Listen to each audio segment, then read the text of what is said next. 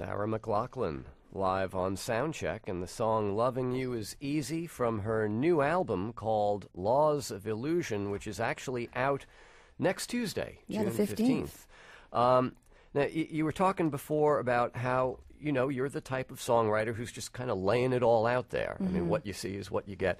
Actually, is it the song Awakenings where you sing, you know, I'm not the girl I once was? Yeah. You know, there've been a lot of changes in your life. That's sort of the defining track of the album, I think, is one of the reasons I put it first. It sort of was like, here's the me trying to redefine myself, and here's my progress.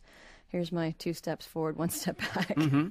And yet the title of the album, Laws of Illusion, you know, suggests that maybe, you know, I mean, what does that title suggest to you? It's sort of redefining the boundaries that you create your reality in. I mean, I think being married, being successful, there's a lot of little boxes that you check off, and you think, okay, that's done.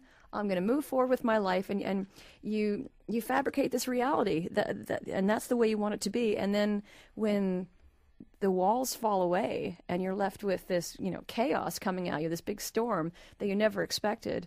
At least that's how I felt anyway. I just felt like the rug had been pulled out from underneath me, and I had to redefine everything about myself, and redefine what my future was going to look like.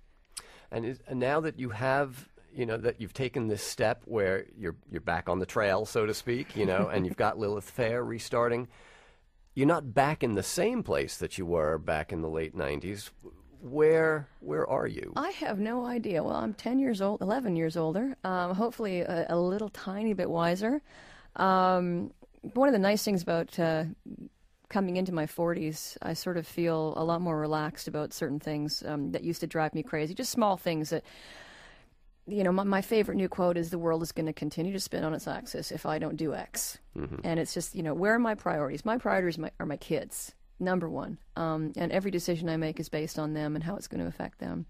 And, you know, if I had any trepidation whatsoever about doing Lilith and going out on this big, massive tour and getting the great machine moving again, it was, how are the kids going to manage this? How is my daughter, my older one in particular, going to deal with all this? Because to me, or to her, I'm just mom. And the whole Sarah McLachlan famous musician thing is just an annoyance to her. I mean, my kitchen is my office, and of course I've just been listening to mixes ad nauseum over and over and over. And she's like, "Mom, I am so sick of all these songs. They all sound the same." And fair enough, I'm listening to one mix 20 different ways, with the snare up a little bit, the Bee Gees down a little bit, you know, all these nuances that of course she's not going to hear, and half the time I don't hear them either. So she's pretty done with it. Now, but the album seems to me to be kind of, if not up-tempo all the way through, and it's not, but it is in time, it seems to be optimistic in tone.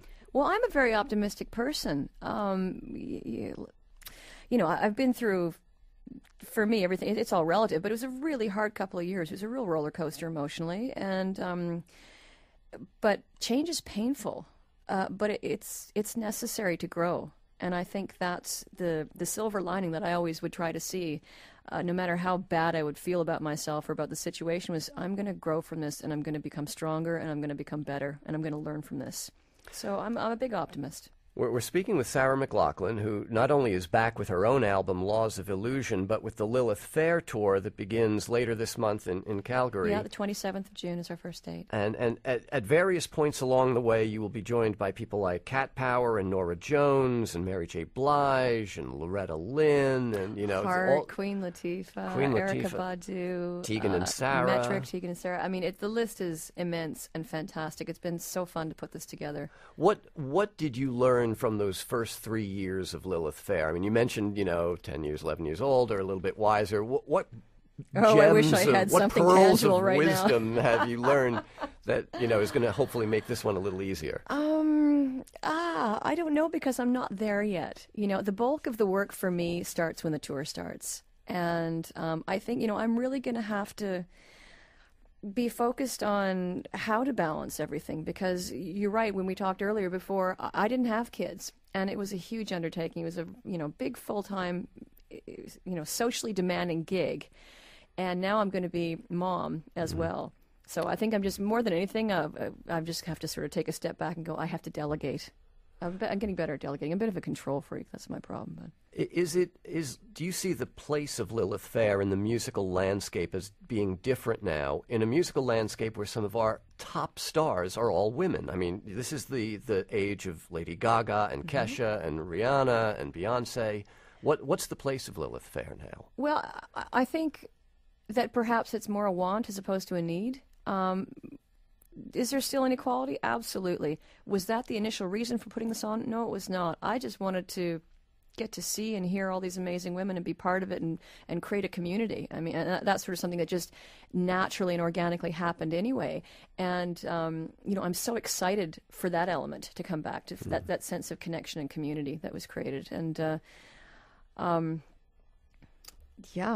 think it's going to be fantastic. And there's so many great new artists, as well as a lot of the ones from before coming out too. And it's an exciting time in music. The genres have really opened up, and there's a lot of great women doing a lot of amazing things. Now, here's an interesting question from Raleigh, who is male and who called in to the control room, says he's a big fan, wants to know, if you were to put together a male version of Lilith Fair, what artists would be headlining?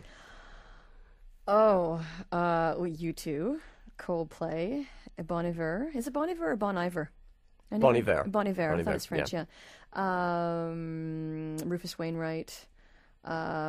Peter Gabriel, of course.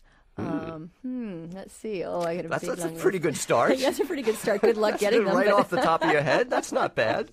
But in fact, it's not Larry Fair. It's Lilith Fair. That's right. It'll be Sarah McLachlan and Loretta Lynn and Nora Jones and all the rest, and Selena Gomez from Disney Channel and many, many others. Yeah, it's multi-generational as well. As different genres. It's again an exciting time to draw from a lot of different genres. Mm-hmm. Let's hear some of your music again, though. Okay. Back to the piano for Forgiveness.